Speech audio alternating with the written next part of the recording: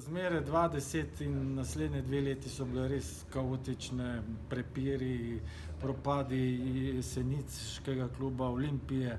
Skratka, res čudno. No, potem pa logično, tako kot vsako podjetje, najprej treba urediti finance. Finance smo uredili, imamo transparentno poslovanje, nimamo sploh blagajne, to se pravi, ni gotovinskega poslovanja.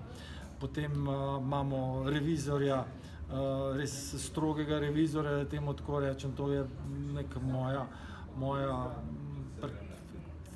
nekako si želim, da to je. To je ena zadeva, to se pravi finančno poslovanje, urejeno finančno poslovanje, ne glede na to, da imamo negativen društveni sklad, ampak to bo pač v tem mandatu, ga bomo to rešili. Ne smemo pozabiti, da smo štartali z 1,700,000 izgube, zdaj stvari normalno potekajo.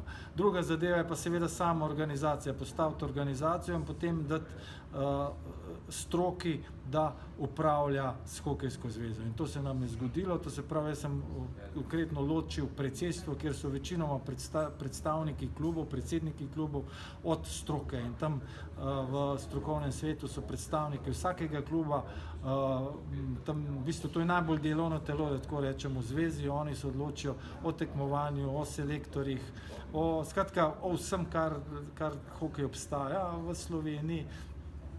Na predsedstvu je samo to, da potem na koncu potrdimo njihove sklepe, najdemo ustrezna finančna sredstva in jih dejansko jim držimo, tako rečem, štango, da jih podpremo v njihovih odločitvah. In to je zelo preprosta formula. V bistvu zdaj, ne glede na to, kdo je predsednik, imamo mi tako organizacijo narejeno, da res hokejski strokovnjaki odločajo o usodi slovenskega hokeja. Imamo domače selektorje, imamo domače trenerje, nihče ne razmišlja, da bi zato, da bomo pa zdaj obstali v elitni diviziji, da bi šli kakšne tujce angažirati. Skratka, mi smo to, kar smo, tam okoli 16. mesta je tisti naš cilj, in to ga dosežemo, ga ne dosežemo tam naokrog.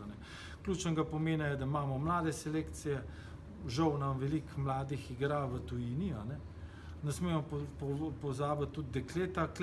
Bi si je želel, da bi imeli eno mlajšo reprezentanco na svetovnem prvenstvu. Če imajo neki Katari ali ne vem kdo že vse, potem se mi zdi, da bi tukaj bil pa izziv tudi za to, da tudi ta ženski hokej, ker ženski hokej, dokler bomo imeli samo 7 igrišč, jaz upam, da bomo dobili še enega, je to tisti maksimum, ki ga Slovenija lahko daje. Mi ne moramo imeti, če bomo zdaj tam rečemo 1200 hokejskih igralcev, mi ne moramo imeti 1500, ker za to ni kapacitet in je treba biti realen.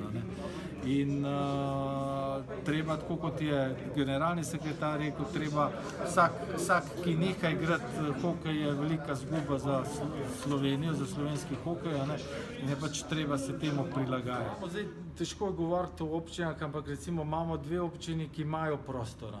To se pravi, nam je že zadosti, da imamo prostor, jaz bi si upal, da za tudi sredstvi zveze postaviti šotor in organizirati pač tako dvorano. Ključnega pomena potem so seveda trenerji in nabor. Vemo, da velik interes vedno za hokej je bil tudi ta inline hokej na Dolenjskem.